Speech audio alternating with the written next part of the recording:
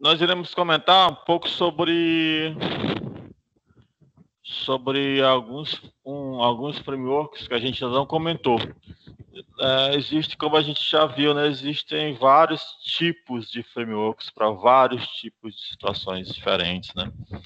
Nós já conhecemos alguns e nós iremos comentar sobre outros, né? Especificamente sobre o Hibernate e o Maven, nessa aula de hoje. Tem um iReport, que eu já comentei acho que em disciplinas passadas, mas especificamente nós iremos comentar hoje sobre o Hibernate, para que ele serve, que tipo de framework é, em que situações nós utilizamos esse framework. Deixa eu ver aqui, Matheus querendo entrar. Beleza. Matheus, se tiver algum problema de áudio e vídeo, tu avisa logo aí, tá? Para eu poder resolver alguma coisa. Se não, silêncio, basta. Então é o seguinte. Beleza. Então é o seguinte, o Hibernate e o Maven são mais dois tipos de frameworks que nós iremos comentar e ver para que serve, etc e tal. Mas tem infinidade aí. Tem o Spring Security, que no outro momento eu comento. Tem aí o Bootstrap, que já comentou várias vezes, para mim fez demais. O iReport, que eu já comentei também com vocês, acho que em disciplinas anteriores, o WebService em Java, que eu ainda não comentei, né? Para falar a verdade, ainda não tive nenhuma aula sobre isso. Mas vamos lá, né? Sobre o... Vou baixar aqui o... Deixa eu ver aqui.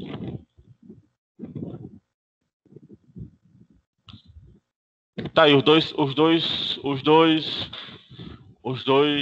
duas maneiras de se utilizar, né, o Primeface, um para dispositivos móveis e outro responsivo, que é que a gente utiliza, né? Então, vamos continuar aqui o barco.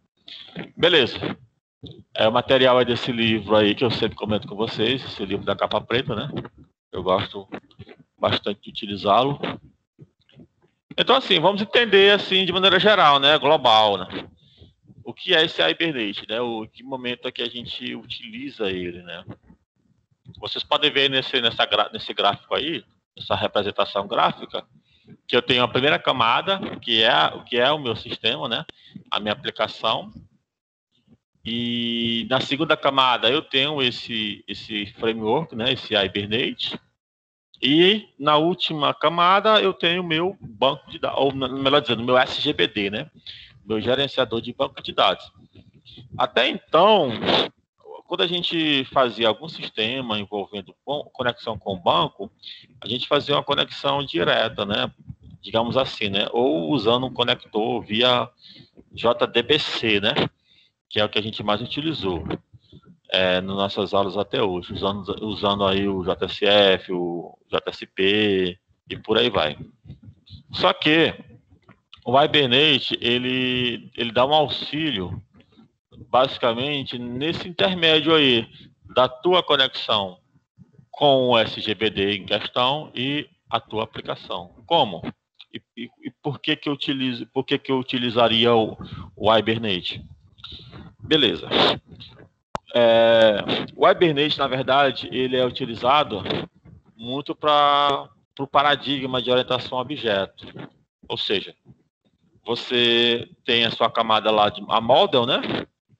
E na camada model é onde você coloca as suas classes, que praticamente são classes que irão ser compatíveis com as suas tabelas no banco de dados. Então, o Hibernate, ele faz uma magia muito interessante. Ele transforma aquelas tabelas, ou melhor dizendo, aquelas classes model, né, que estão no pacote model, ele transforma em tabelas. Por exemplo, se eu tenho duas classes, a classe produto e uma classe fornecedor. E nessas duas classes que estão lá no meu pacote model, eu consigo fazer uma ligação, digamos assim, né? Aquela ideia de chave estrangeira, né? Chave primária, de relacionamento, de relacionamento, né?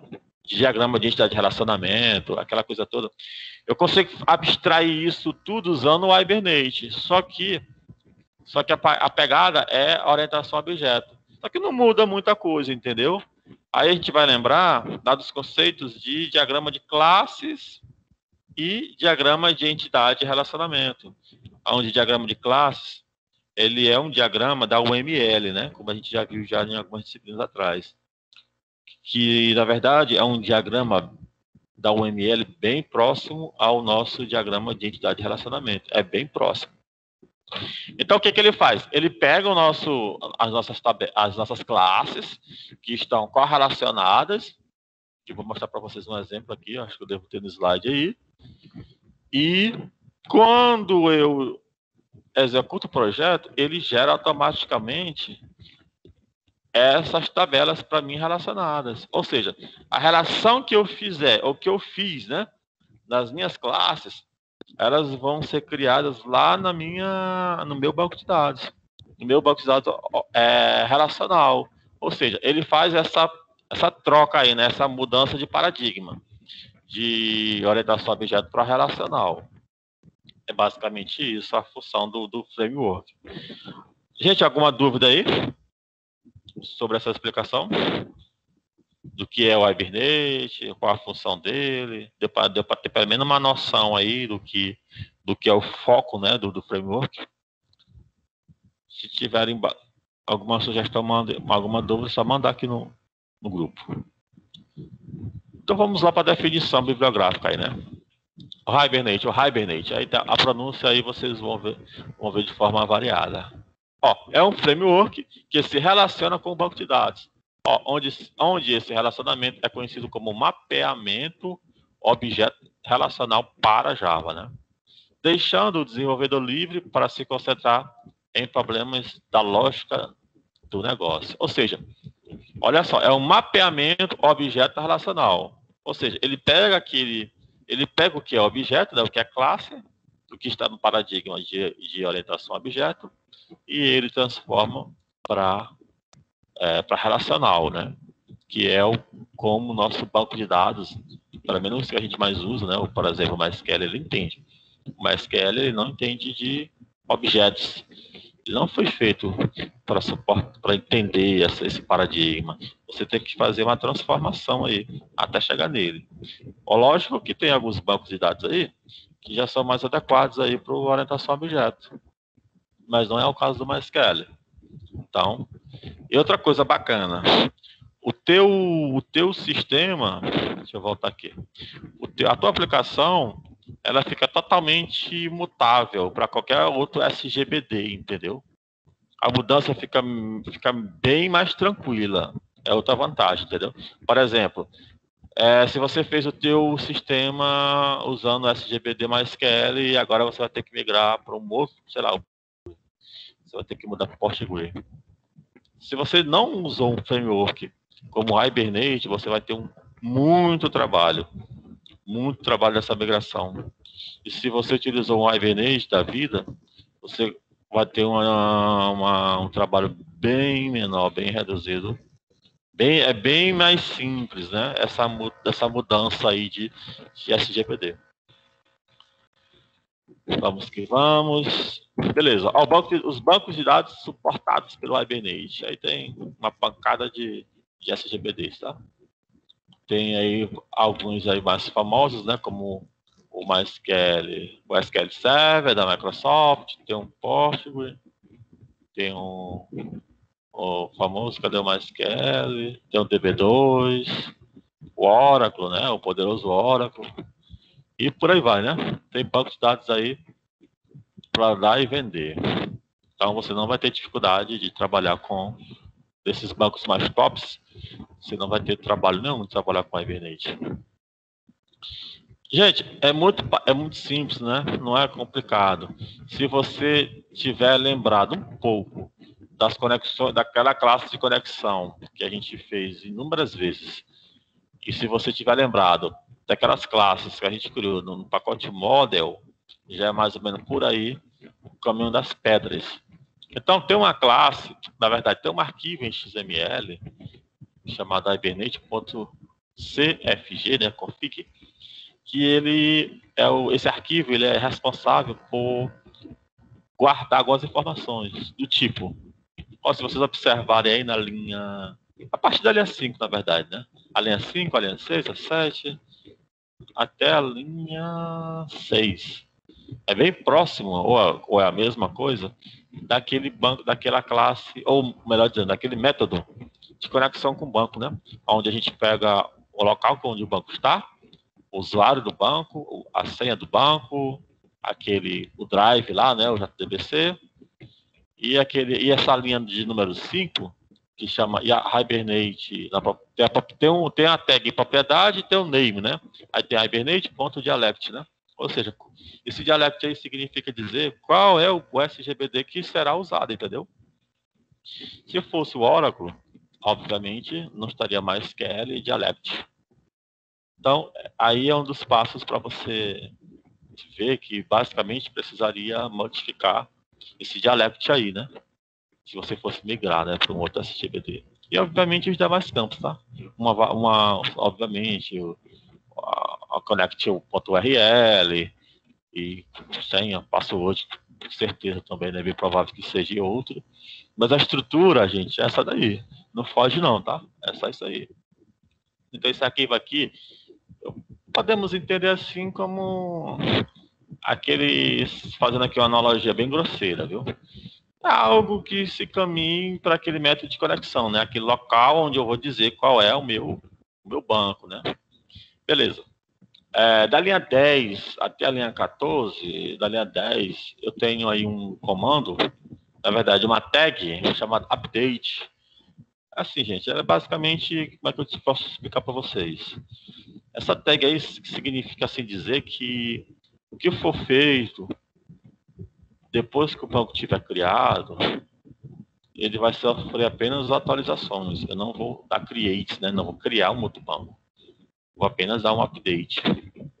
E da linha 11 até a linha 14, olha só, são as classes que vão ser mapeadas.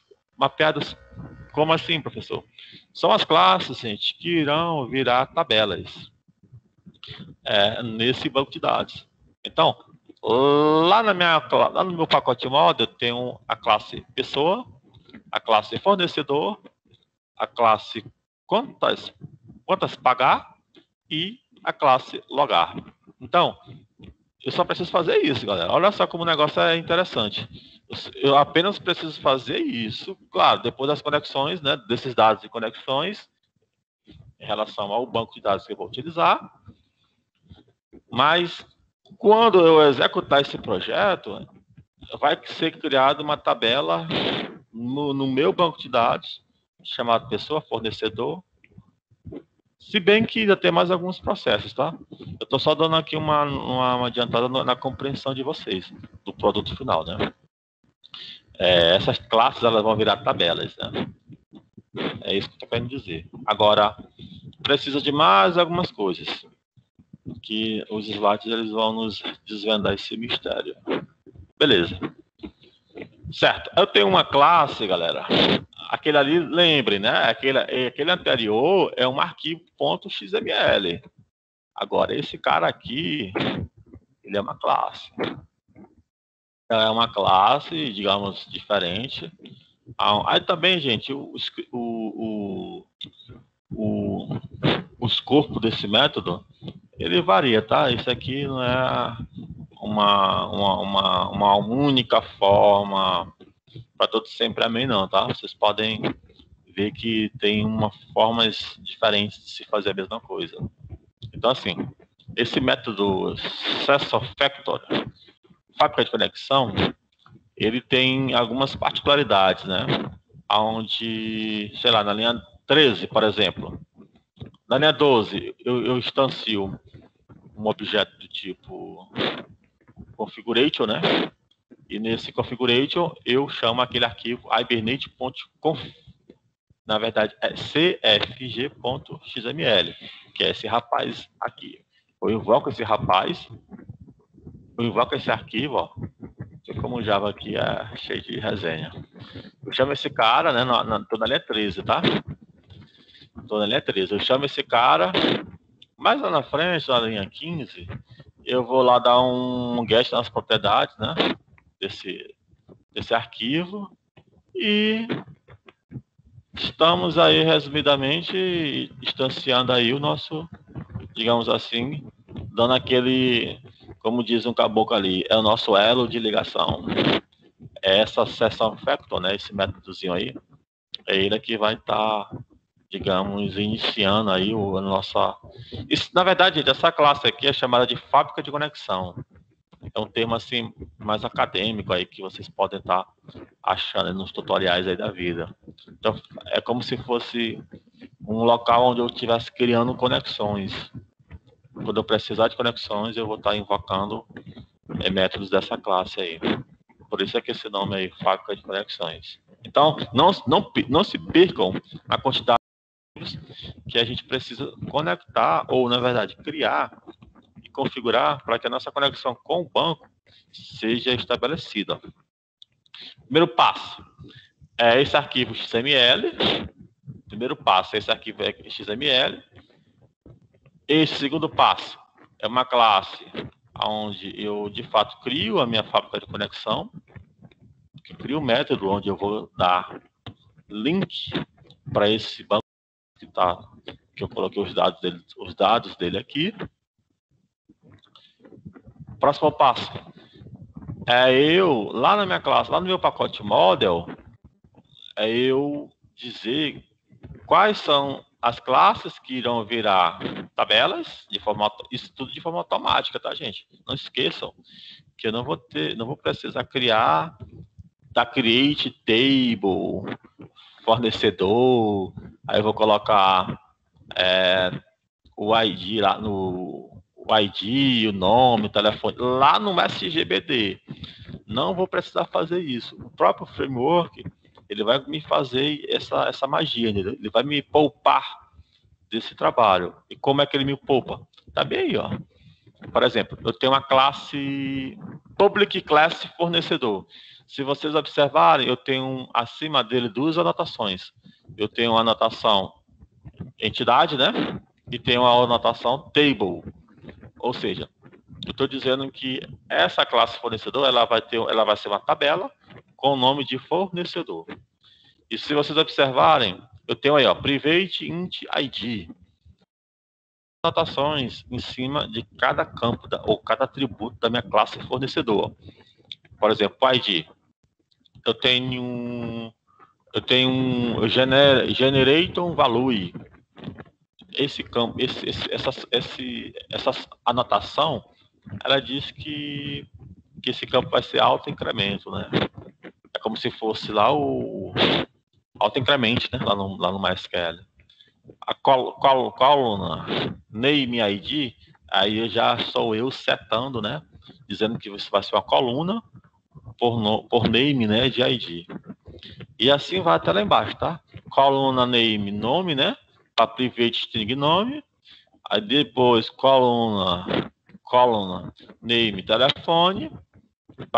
Pro atributo, né? Private string, telefone.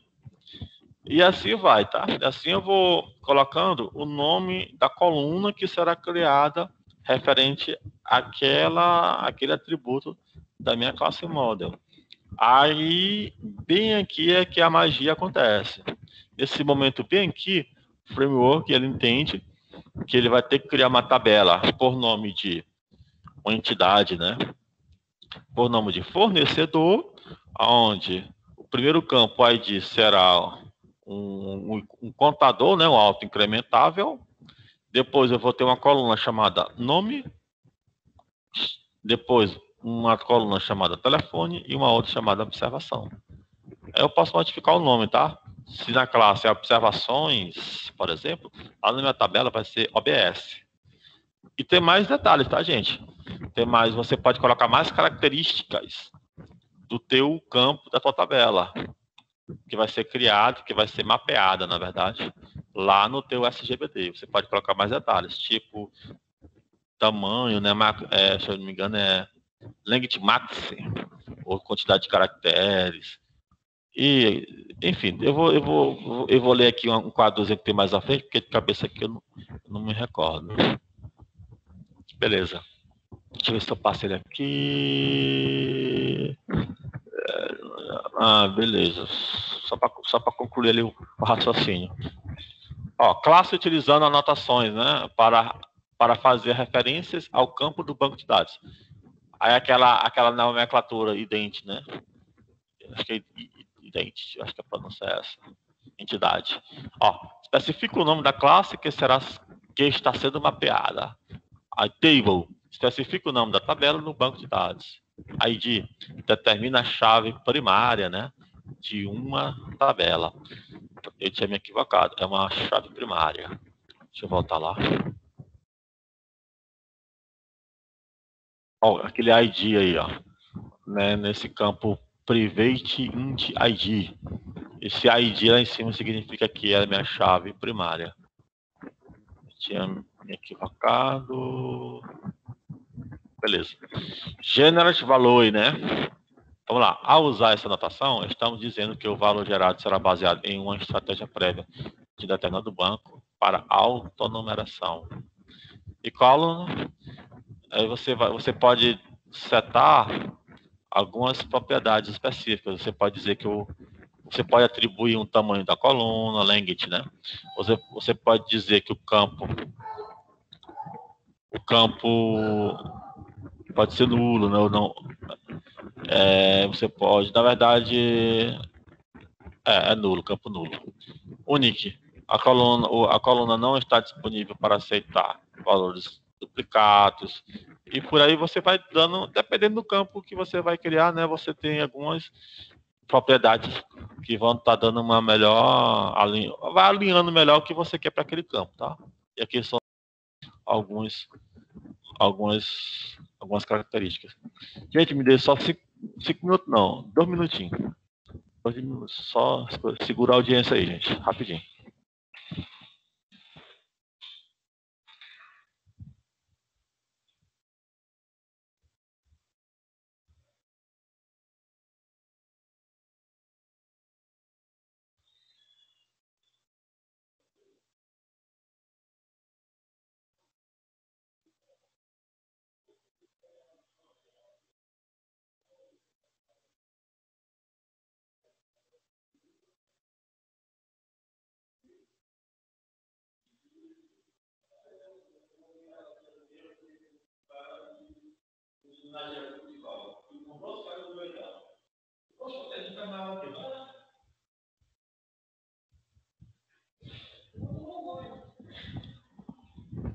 Beleza, galera, vamos lá.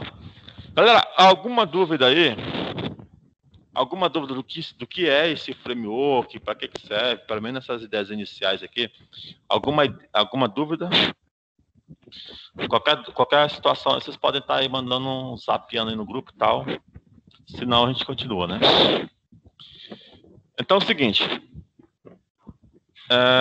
Deixa eu voltar. Beleza. Então assim, gente, vocês podem estar mapeando, na verdade, as tabelas de vocês, né? A partir das classes. Gente, esse framework é muito bacana. Vocês não vão mais precisar bater cabeça em criar, codificar as tabelas diretamente do banco de dados. Vocês não vão precisar fazer isso. E o framework ele vai fazer essa criação para vocês de maneira automática. É interessante. Seguindo o esquema lá do nosso MVC, onde eu já falei sobre o negócio aqui no NetBeans, não sei o que foi que houve, ele não quer abrir, eu vou instalar depois que eu tenho um projeto usando MVC, usando um framework, na verdade, Hibernate. Aí o O NetBeans não quer abrir aqui nem com reza, moço. Não sei que... Enfim. Ah, já sei o que foi. Depois eu resolvo. Agora que eu vim ler a mensagem de erro aqui.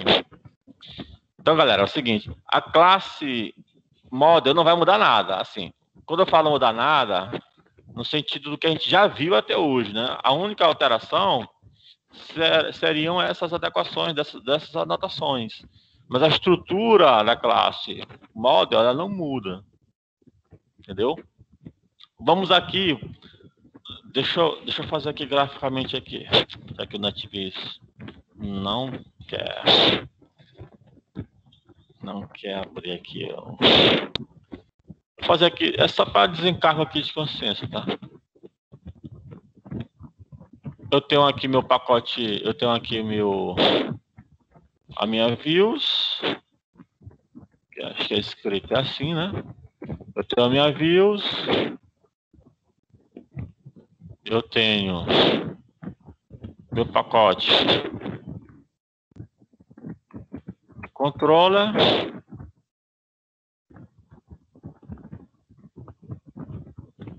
o pacote controller. Beleza, aqui eu vou ter meu pacote down, que eu acredito que eu já tenho até comentado com vocês aí. Já fiz tanto projeto aí com banco aí que eu tenho uma leve impressão que a gente já comentou. E, por último, não menos importante, meu pacote model, né? Então, assim, galera, esse novo pacote down, o que é ele, para que serve? Nesse pacote down aqui, eu vou ter basicamente as configurações, digamos assim, do meu SQL. Por exemplo, nesse primeiro momento eu entendo assim, que tudo que for de SQL vai estar aqui no meu pacote down. Na verdade, down é uma sigla, tá, galera? É O de object, acesso, A de acesso e D de dados. Não me recordo agora com precisão esse D aqui, né, o significado. Mas o fato é que esse pacote down aqui é esse rapaz bem aqui, ó. Eu coloquei até aqui, ó, fornecedor down. Essa classe fornecedor down que está dentro do pacote down é ele que vai estar responsável por manipular o nosso SQL. Só que aqui, gente, é uma forma um pouco diferente de manipular essa parte de inserção, remoção, exclusão, pesquisa, como a gente já viu até agora. A gente sempre utilizou lá, quando eu falava, gente, faça o método inserir, aí vocês criavam, né, o escopo lá do método lá em Java, né? Aí colocava insert, into, né, into e tal valor, aí colocava os campos, os valores, fazia aquela coisa toda. Aqui é um pouco diferente, é um pouco mais simples.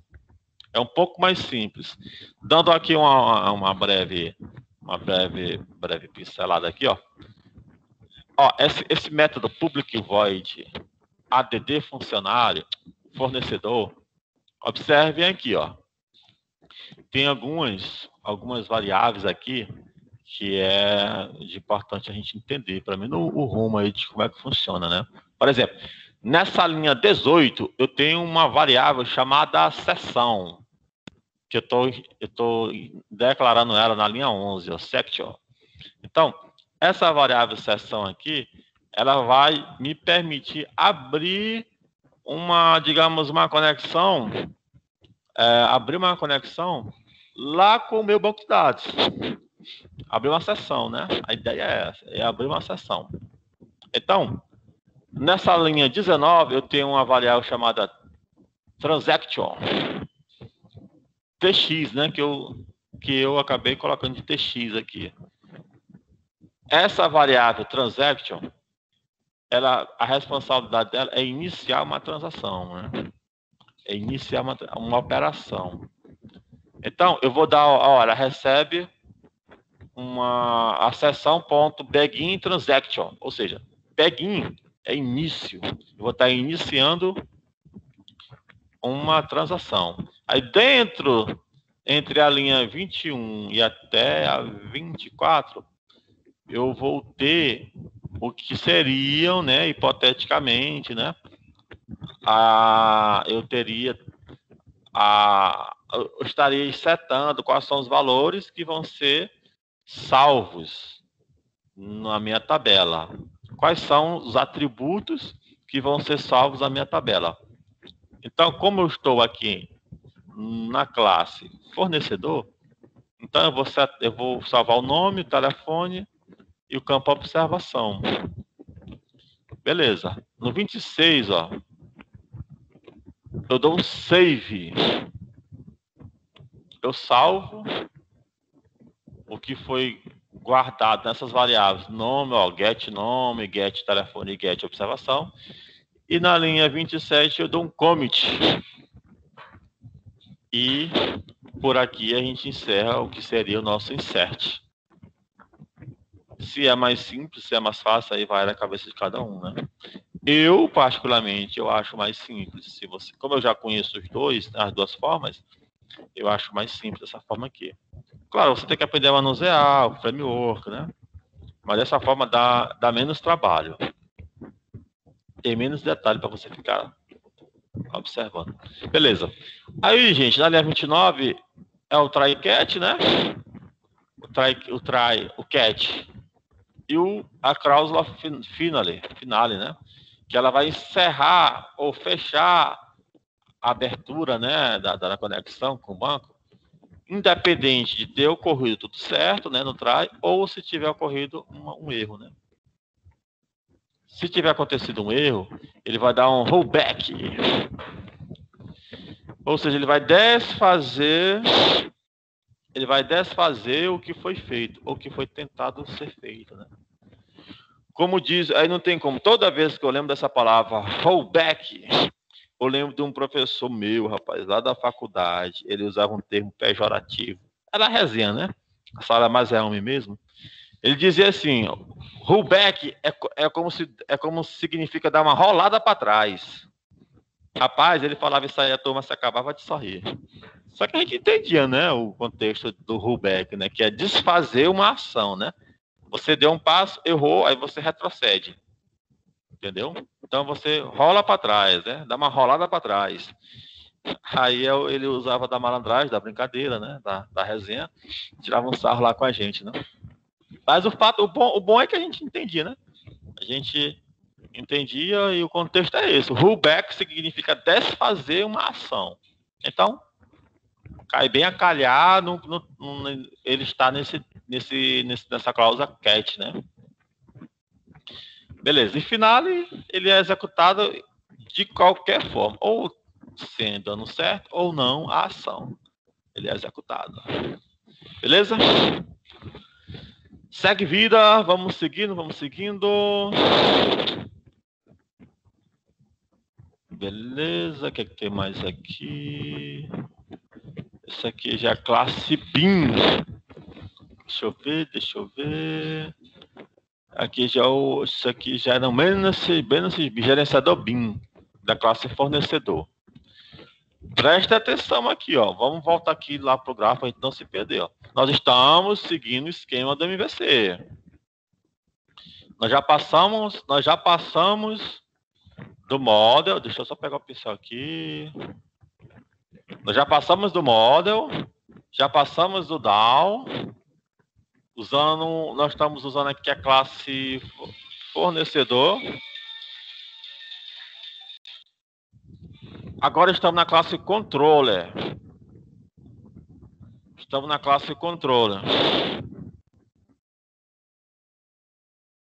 Então é o seguinte, ó, na classe controller, eu vou fazer basicamente a mesma coisa como a gente já fez. Vocês vão lembrar que daqui para frente, da classe controller para frente, é basicamente a mesma coisa. Não muda mais do que a gente já viu, né? Lá em JSF, conexão com o banco. A diferença, a novidade, ela vai daqui para frente, ela não interfere mais em muita coisa. Eu já estou chegando na camada de visualização, né, no sistema em si. Então, assim, no método salvar fornecedor, eu vou instanciar um objeto do tipo fornecedor down e vou invocar o método fornecedor down. Ou melhor dizendo, add fornecedor, melhor dizendo, né? Add fornecedor, que é o método. Add fornecedor, que é o método que recebe um parâmetro, e esse parâmetro ele é passado para dentro do método e é executado no método, entendeu? Pronto. Basicamente, deixa eu voltar aqui. Se vocês compararem, não tem. Quando chegar aqui no método, na classe, no pacote controller, né? É isso que eu estou falando. Quando chega aqui no pacote controller, quando chega aqui, o código não sofre mais tanta alteração, ou quase nenhuma, do que a gente já fez até então, né? Sem usar o Hibernate. O Hibernate, ele vai influenciar maciçamente aqui, ó. É isso que eu estou querendo dizer, ó. Essas duas camadas. Deixa eu ver se fica aqui mais bonito aqui. Ele vai ter uma influência muito forte aqui, ó. Aqui no model, criando as colunas, dizendo quem é chave primária, quem é chave estrangeira, e por aí vai. Aqui eu vou salvar, eu vou dar os commits, né? O commit, vou dar os saves, o delete, o update, e por aí vai. E nessa classe controller, você vai ver que não vai modificar, não vai alterar, não vai ser nenhum acrescento, né? Praticamente nada. Então, independente de eu estar usando a Hibernate, o que eu estou querendo dizer é o seguinte, independente de eu estar usando a Hibernate ou não, daqui para frente, para as demais camadas, vai continuar a mesma coisa, entendeu? É isso que eu estou querendo dizer. Beleza. E eu não tenho um script aqui do controle, da views, mas é a mesma coisa, tá? Não tem novidade, não. Mesma coisa. Então, aqui é só mesmo a camada de views. Eu não tenho aqui o script dela, né? Para mim, nesses slides não tenho. Da classe que eu mapeei, né? Da classe fornecedor, cadastro fornecedor.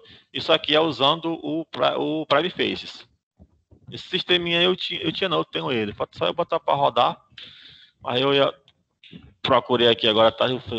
O NetBeans me deixou na mão hoje aqui.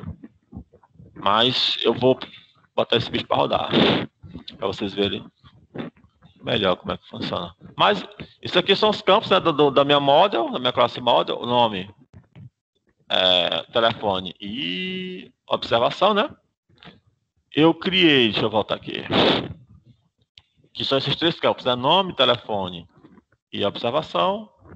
Depois, no meu pacote DAO, eu usei aqui o códigozinho, o scriptzinho, para poder inserir de fato, né, dar os comments, abrir uma conexão com a minha classe e aquela coisa toda. E na minha classe controller eu chamo esse método add fornecedor e faço a inserção, né? Porque esse método fornecedor ele vai ser chamado lá na minha views, né, como a gente já viu inúmeras vezes. Então aqui, gente, eu tenho aí na verdade, mais um padrão de desenvolvimento, né?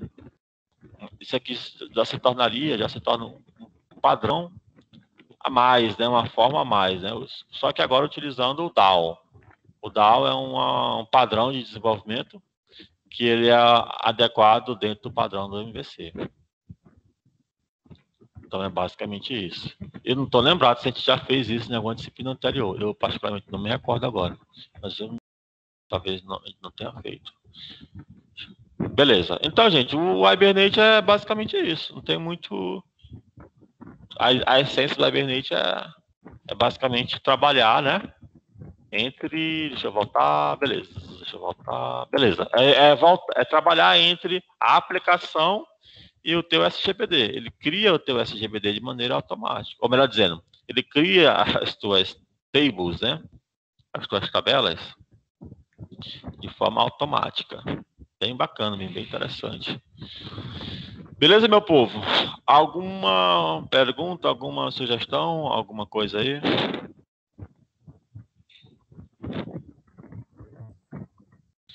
Isso aqui é só mais um framework do universo oceano de frameworks do mundo Java.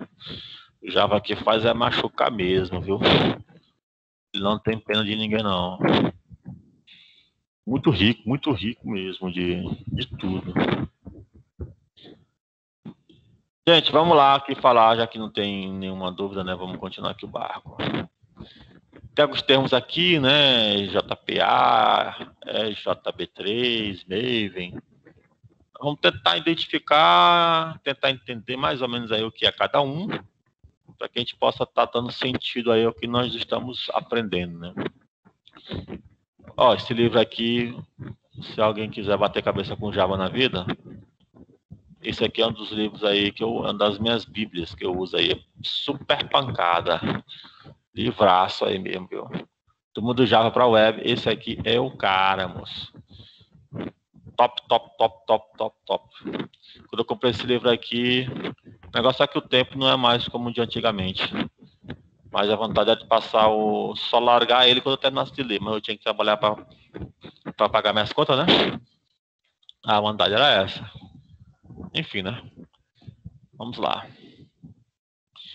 Significado do termo é JB3 e JPA. Vamos ver devagarzinho para ver se a gente entende a diferença, né? Enterprise Java Beans, né? É um dos principais componentes da plataforma Java. Ó, gente, Java E, né? É uma plataforma, tá? Java E é uma plataforma, é a melhor forma de se entender ou de se definir.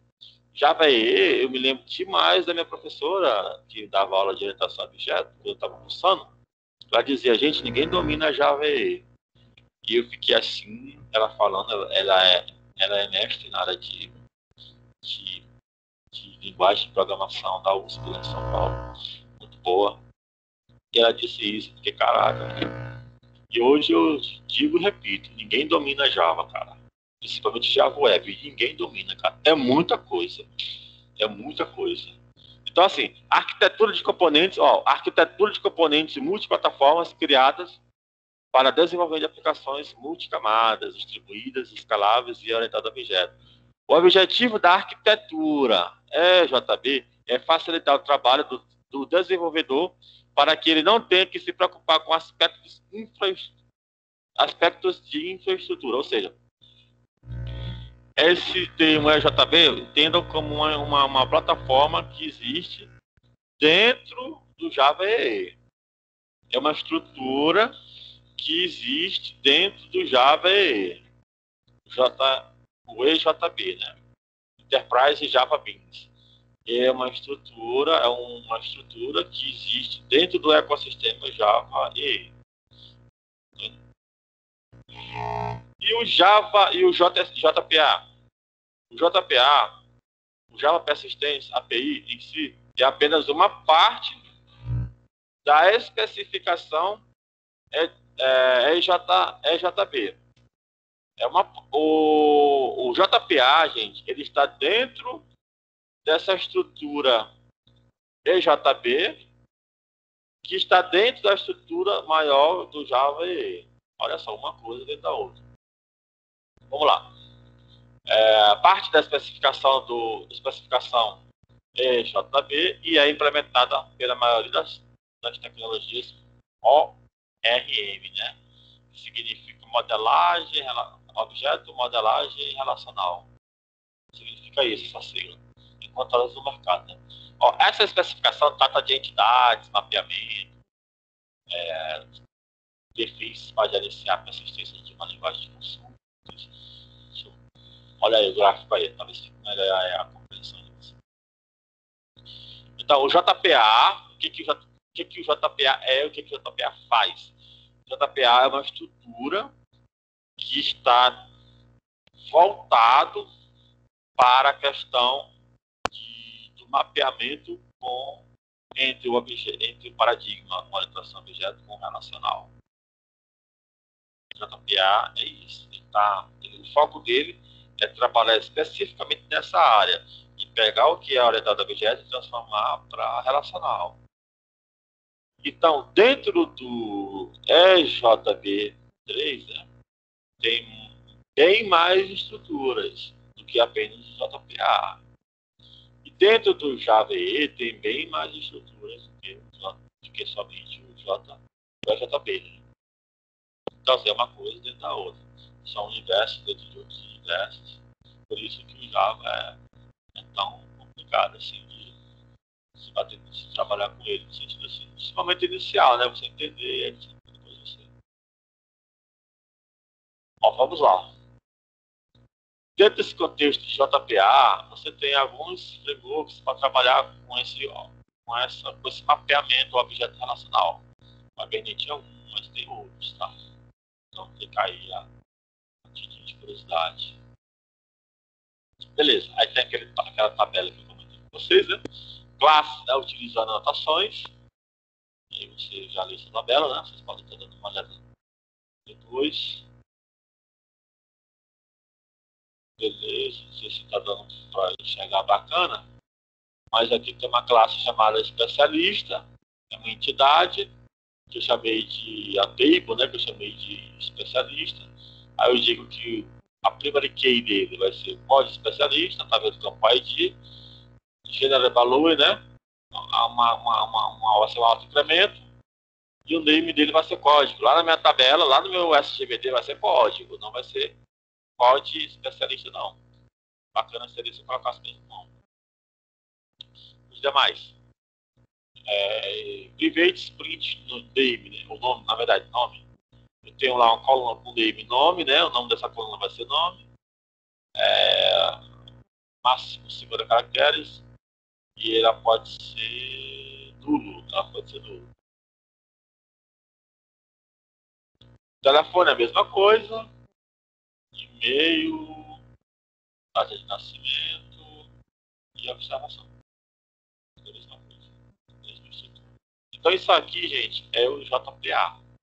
Isso aqui é o JPA que está dentro do RJB. Que está dentro do Java EE, né? Que é voltado para empresas. É uma coisa dentro da outra. Quando eu falo JPA, quando vocês ouvirem esse termo JPA, especificamente esse âmbito aqui, tá? Beleza. Vamos aqui para o Maven. Para que serve o Maven? O que é o Maven? O que é isso?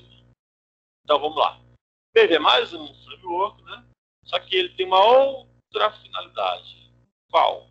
Vamos lá, né? O Maven é uma ferramenta de gestão de projetos de software. Criado inicialmente para o Java, também pode ser utilizado para linguagens como C#, Scala e por aí vai. Qual o objetivo? A organização dos arquivos fontes em diretórios pré-definidos, gestão de dependências, de projetos, né? Sem necessidade de bibliotecas e gerais, né? Que eu vou explicar mais nos próximos slides. Compilação e empacotamento, já pessoal de testes automatizados. E vamos seguir aqui barco. Vamos lá. O Maven provê uma estrutura de diretórios própria para projetos Java e para web, né? Essa estrutura é diferente de um projeto não Maven, pois ela se preocupa com muitos outros aspectos, artefatos necessários a um projeto, e não apenas com aqueles que serão realmente executados ou utilizados pelo usuário final, tais como classes de testes automatizados, relatórios de testes, arquivos diversos que não sejam Java ou de outra linguagem, e pacotes gerados de plataforma como Java e acho que pronuncia aí IA. Sei como é pronunciar. Vamos lá. Então assim, vamos entender o que é o Maven aqui. Poucas palavras aqui. Uma das funções. Por exemplo, quando nós estamos criando, por exemplo, um CRUD, usando aquele conector JDBC, quando nós estamos criando um CRUDzinho lá em Java, usando o JDBC, por exemplo, e usando o Prime Faces. Então, eu preciso importar para as minhas bibliotecas o arquivo .jar do Prime Faces, né, ou do JCF, e o do conector do MySQL. Eu preciso baixar, né? Vocês já viram a gente fazer isso várias vezes, já fez isso várias vezes. Então, eu preciso fazer o download, né? E colocar esse arquivo diretamente lá nas minhas bibliotecas. Aqui não. Aqui eu não preciso me preocupar em sair procurando pela internet onde é que eu acho conector disso, conector daquilo, onde é que eu... Não preciso. Eu tenho um determinado arquivo que o framework me oferece, né, o MIG, aonde eu coloco as dependências, que é isso que eu estou mostrando para vocês nesse slide aí. Eu digo qual é a dependência que eu quero baixar. No caso aí é o conector do MySQL, né? Coloca a versão, né? E digo, ó, quero essa versão do conector. E ele baixa para mim automaticamente. Ele vai procurar aonde tiver. Ele procura para você automaticamente. Essa é a vantagem. E ele mantém essa dependência atualizada. Aí tem duas preocupações. Tem uma preocupação, na verdade, em você manter essas dependências, algumas dependências são atualizadas. Tem um ponto aí que é bom ser observado. Por exemplo, se você está se dando o seu projeto, tudo que você fez está se dando super bem com a versão X do Bootstrap. Aí vamos supor que a versão do Bootstrap migrou para uma outra mais recente. Ele vai baixar automaticamente para você. Aí pode ser que essa nova versão que foi baixada automaticamente dê problema. Dê algum problema no teu sistema. Esse é um dos pontos aí a se pensar. Se vai trazer algum desgaste ou não. Então, essa atualização pode gerar um desgaste ou não, né? Aí vai de cada projeto, vai de cada um. Para mim nunca gerou, mas já ouvi dizer pessoas que gerou esse desconforto e preferia nem utilizar o veículo. Isso, etc. Aí é só você e você se relacionando com o objetivo, com um framework. Beleza, para mim fez decisão. Então, assim, gente, praticamente, pelo menos não posso dizer para tudo que eu já utilizei, tem dependência, né? Do meio. Então, eu não tenho nada aqui, onde eu coloco essas tags, né, do Maven, aonde eu digo, especifico qual é o plugin, né? Qual é o plugin que eu quero baixar. E ele faz o resto do serviço para mim. Tá muito legal isso aqui. Vamos lá para o nosso NetBeans, né? Como é que eu faço para utilizar o Maven? Vou lá no projeto, aí eu vou lá embaixo, projeto Maven, aí eu escolho qual tipo de projeto eu quero, se é um projeto web, se é um projeto desktop, por aí vai. No caso aqui é um projeto web. Né? Eu estou no Maven, aí aplicação web, aí eu coloco o nome do projeto, escolho o servidor, né? E... Ah tá, é isso que eu queria lembrar. Ele vai criar uma estrutura de diretórios um pouquinho diferente, tem algumas partes a mais. Nesses diretórios, arquivos do projeto, tem um arquivo de extensão .xml, que é nele que você coloca as tags para dizer quais dependências você quer baixar. Que ele baixa para você automaticamente. Isso aqui é muito bacana, porque basta você copiar, né? Sei lá, você pegou no site a dependência do MySQL, por exemplo. Você copia, cola aqui, e ele já vai estar baixando para você automaticamente. Bem interessante. Aqui está com as dependências, né? Que são os arquivos .jar, que eu tinha comentado, né? Que ele baixa para você. Deixa eu ver se eu conheço aqui. Vai ver. Então ele baixa, né, automaticamente, se der algum problema, ele avisa que der alguma treta, alguma coisa. Se não, se a dependência estiver antiga, né, ele avisa, se está atualizado e por aí vai. De buenas, né, galera? Aqui é uma atividade mais... Esse negócio aí de... Galera, a ideia hoje foi passar para vocês a função, né? E a utilização desses dois frameworks. Foi uma ideia geral aí de como é que funciona, né? O Maven e o Hibernate, né? O Hibernate. Galera, ficou alguma pergunta, alguma dúvida, alguma coisa assim? alguma curiosidade, alguma pergunta?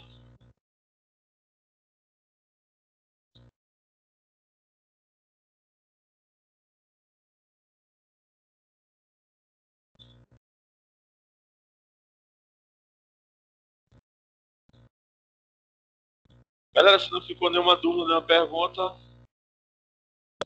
dê uma pesquisada sobre esses dois frameworks, que é bem provável que a gente trabalhe com eles na nossa prova, né? Na nossa prova da disciplina de segunda. Dê uma olhadinha mais aí sobre, eu vou passar mais material, para a gente poder entender, para mim ver como é que funciona. Eu vou dar um jeito aqui no NetBeans para mostrar para vocês o projeto aqui rodando, para vocês terem uma noção mais próxima, que eu sempre mostro o código e tal, mas o NetBeans hoje em dia me deu uma trollada aqui, não quis abrir jeito. Mas na próxima segunda eu trago aí o código-fonte para a gente ver de mais de perto aí, já que para alguns a codificação, né? Penso. Pelo menos eu vou mostrar para vocês como é que funciona. Tranquilo? Se não tiver nenhuma pergunta, a gente fica por aqui e amanhã a gente continua aí o barco aí, programação com web.